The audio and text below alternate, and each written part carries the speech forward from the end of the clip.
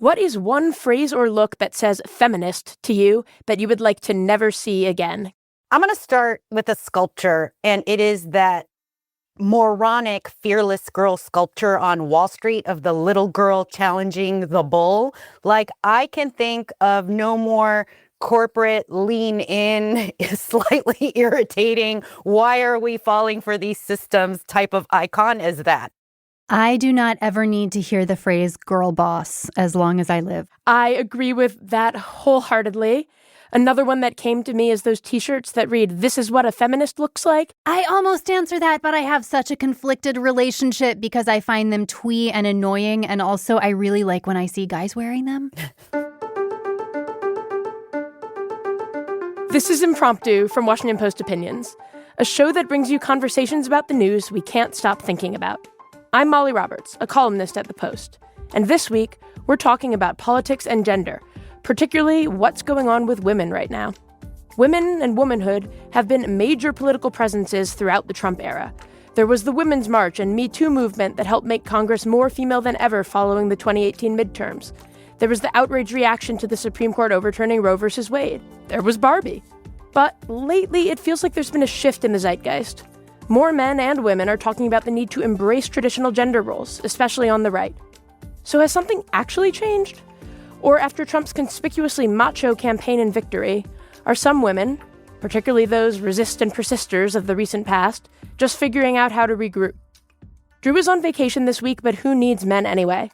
I'm lucky to be joined by two of my female colleagues here to help me think through this question. I'm Monica Hesse, and I'm a columnist here at The Post writing about gender and its impact on society. I'm Carolina Miranda, and I'm an independent culture writer covering culture at the intersection of politics.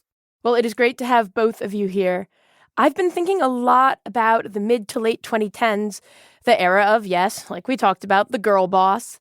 Sheryl Sandberg, an executive at Facebook, was telling us all to lean in, ask for higher salaries to close the gender pay gap, be bossy.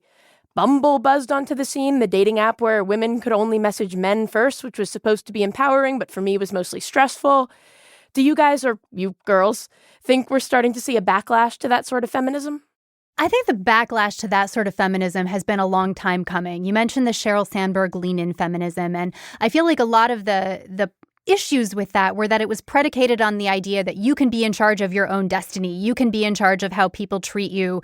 You can change the course of your own life. And that felt empowering, and it also felt hopelessly unrealistic because it ignored the systemic issues at play that impact all of us. There's only so much leaning in you can do at a table if abortion is made illegal throughout the country. There's only so much negotiating you can do if there's a broadly accepted gender pay gap around the country. So I think that where we started to pivot to was, let's not talk about how women need to be in charge of feminism, but how the country needs to safeguard equality between the sexes. And I think that is what brings us to such a profoundly dispiriting moment now, because even that hard-won progress seems to be backsliding. It's also a very corporate form of feminism because if you are an hourly wage worker working for Walmart or McDonald's or Starbucks, what exactly does the lean-in philosophy do for you? It leaves out a lot of women in the working class and also in areas that aren't remunerated in corporate ways. Yeah, I think that a lot of the backlash, particularly among the young left, was that the idea here was women should integrate themselves into the capitalist system, that they should sort of appropriate the patriarchy rather than smash it. If men are admired for being too, quote unquote, aggressive in the workplace and a woman would be denigrated for the same thing, she should just be aggressive too, and we should celebrate that for everyone rather than ask the question, hey, maybe should we have less aggressiveness in the workplace no matter who's exhibiting it? And I think also some of the backlash is maybe exhaustion. Similar to what you were saying, Monica, that's a lot to put on individual people. I also think that I don't want to discount some thought progress that I feel really has been made, especially since 2018 and the Me Too movement, where I genuinely do think that millions of men had their eyes opened in a good faith way to the realities of the women in their lives that they were not aware of, that we became much more aware of harassment and workplace behaviors and what's appropriate and what's not, and fears that women experience on a daily basis. I think that we came really far in terms of dialogue.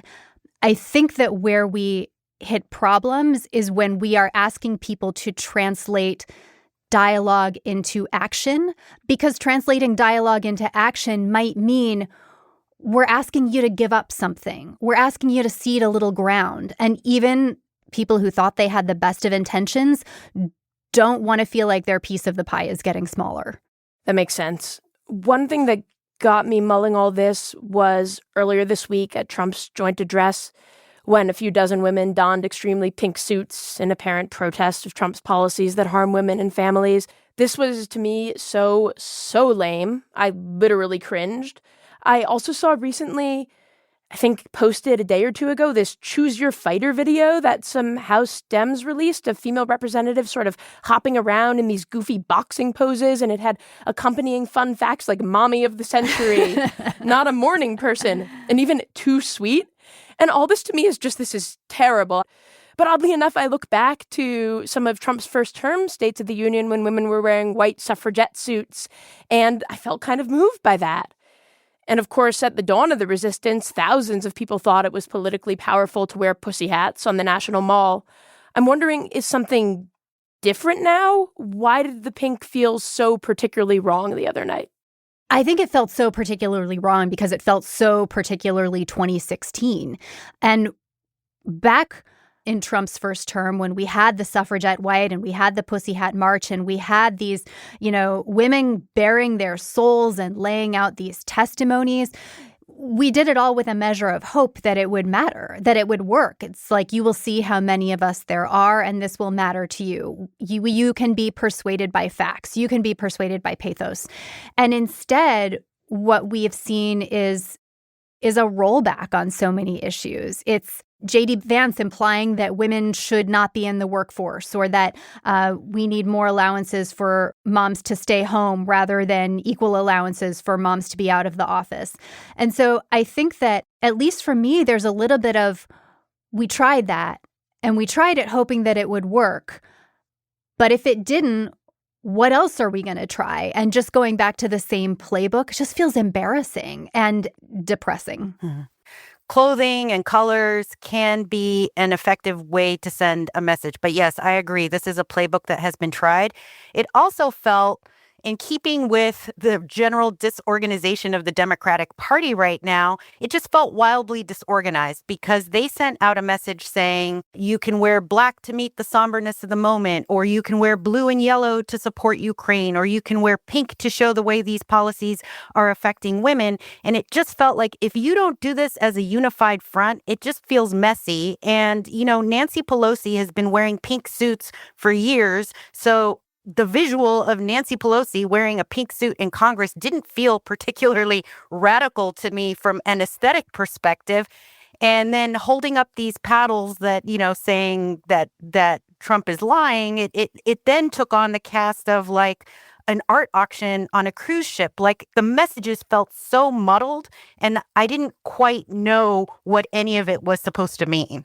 Yeah, I think that, and I feel like a weirdo quoting myself, but I think that the way that I described it is, it looked as if on their way to Barbenheimer, they had been kidnapped by Sotheby's and forced to bid for their dignity.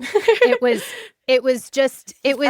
and I agree with the disorganization, and maybe it would have felt moving if you had, 280 members of Congress all wearing pink. But because it was so scattershot, the visual impression that it left was that there wasn't a cohesive message, and maybe that was because they didn't have a cohesive message. And it was one of those scenarios in which you intended to convey a message of strength and ended up conveying a message of either cluelessness or disorganization.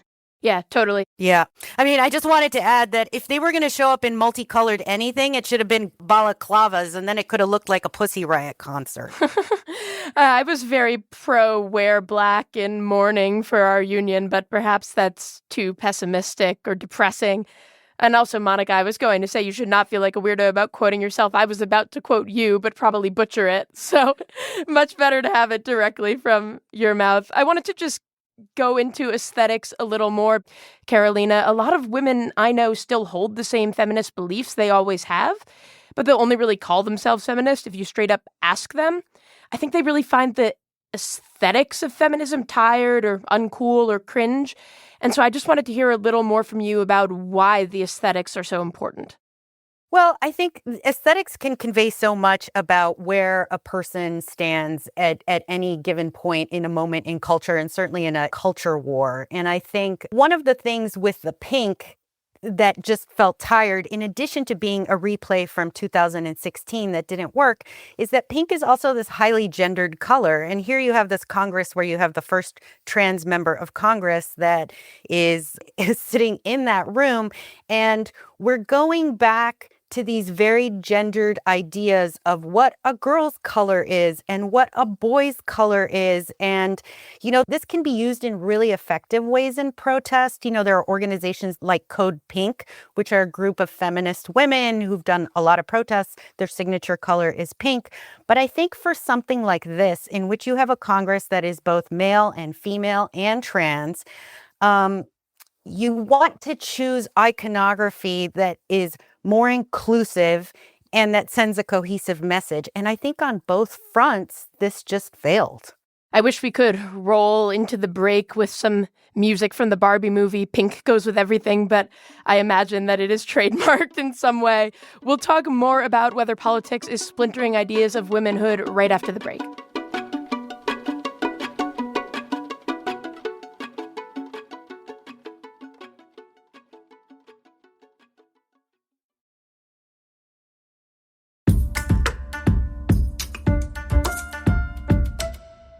Welcome back. I'm Molly Roberts, and this is Impromptu. Carolina, you wrote an essay for The Post about the aesthetics of Trump's presidency called Trump Trad. How would you characterize the style of the women in Trump's orbit? Definitely, this exaggerated form of what I describe as hyper feminine, hyper femme. So women frequently wearing dresses, not pants, long hair, soft waves, a good amount of makeup, pillowy lips. I mean, if we think about the transformation of politicians such as Kristi Noem, I think she embodies so much of what Trump Trad is about. These highly defined gender roles in which men are men and women are women, and there is no space in between. And I think you see that anytime he is surrounded by the women in his administration or in his life, you see that gender division. Yeah, I think that in a way it is really interesting because Trump obviously trusts certain women at high-level jobs. I mean, the first president to have a female chief of staff who actually is a woman who does not fit the physical descriptions that Carolina just offered. But in general, yes, I think that aesthetic, which is also shared by stereotypically a lot of Fox News anchors or a lot of tradwife influencers or a lot of Mormon influencers, is a way of really delicately towing the line of saying we can be powerful women, but we will also be aesthetically pleasing. We will make it physically clear that we're not trying to horn in on your territory, men, that we firmly understand the gender divide and will stay on our side of it. So as a personal choice, there's no problem with that aesthetic. People should dress as they like. But I do think that there's really interesting scene craft work happening there in the aesthetic that's being built and the messages that it's trying to convey. Yeah, I think that's really interesting because I was going to say it seemed like a bit of a tension between trad wives who are pursuing a sort of TikTok-friendly life of feminine leisure and someone like Kristi Noem who rides horses and runs a cabinet department. But I kind of like what you're saying about how maybe if you put those two things together, it's sort of a tactic for women on the right who realize that there's, as we were talking about, some backlash to girl bossism. I sort of wonder where that leaves the left. I feel like the right has developed a response to this that the left hasn't really yet. You mentioned earlier that there's this sense of defeat. We kind of thought we knew what we were doing with Me Too and maybe we made some gains, but now Roe's been overturned and we only sort of have a defensive reaction to that. This is bad. A more positive vision would probably be useful in advancing the feminist cause. I think it requires both the vision in substance and the vision in style. In terms of the vision in style, I don't know that there is an answer to that because I can't see a party that has Nancy Pelosi but also has AOC, or I can't see that party which is built on diversity and which is built on diversity of age and race and gender identification, coming up with a coherent uniform that they should all wear. I think in terms of making gains, in terms of where do we go from here, the argument on the right, the trad wife argument, is that it's too hard to have it all and be it all, so you should just stay home and create a beautiful home. And I think that the argument on the left needs to be, we want to make it easier for you to build the life that you choose. And these are the ways that we will make it easier for you. And if you want to stay at home, we are going to make it easier by raising the living wage so that single-family incomes are again possible to a broader subset of America. And if you want to make it possible to work outside the home, we are supporting subsidized childcare. We support universal preschool. We support extended parental leave for both genders. So I think that the substance has to be, don't believe the lie that life is impossible unless you stay home and bake bread. The argument has to be, life is possible in all sorts of ways, and here are our plans for that. And I think just to piggyback on what Monica is saying is that you need a coherent vision before you can articulate aesthetics that can help articulate your vision. And we're not seeing a coherent vision. We're not even seeing a party being able to come together on something like this speech and say, we're all going to wear this color, we're all going to do this, and we're all going to do it in unison, men and women. I think what struck me about the pink was that it just felt like, oh, the women will show up in pink and then the men will do other things and then other people will be doing other things. And I think unless you have that vision that you can articulate about childcare, about healthcare, about pay, the aesthetics comes from that. And I think, we've seen that in past movements in terms of the suffragettes wearing white. The goal was the vote, and we are going to make ourselves stand out by wearing white, and everyone is going to wear white, and we're going to be led in a parade by a woman who wears white and is riding a white horse. Like, they had their message down, and as a result, they had their aesthetics down. But I don't think you get an aesthetic without knowing what the message is. Yeah, and I know we keep coming back to the pink in Congress, but my first thought when I read the memo that came out about it, and then when I saw this pitifully small cohort walk into the House chamber, was, one, don't absolve the men of needing to participate and care in women's issues. And two, don't assume that they don't want to care about and participate in women's issues. And an easy way of doing that is to choose a color that most of them have in their closets already, which, aside from a pink tie that someone once wore as a groomsman at a wedding, isn't pink. So I think that defining these as like, we women are wearing pink because we women care about women's issues is just really unfortunately limiting, when it should be, we women and men care about women's issues because they are also family issues, because they are also societal issues. I think actually one of the most effective tactics was Melanie Stansberry of New Mexico. She wore pink, but she also held up this crudely crafted homemade sign that said, "This is not normal." And there were all these viral images of her holding up that sign as, people walked in and out of the chamber. And there was something about that gesture that to me felt more genuine and more real than the coordinated pink and blue and yellow and black wearing that everybody else did. Yes, that was what a feminist looks like. Exactly. We have to wrap this up, but thank you both so much for joining me on Impromptu. Thanks for having me. Anytime. Thanks.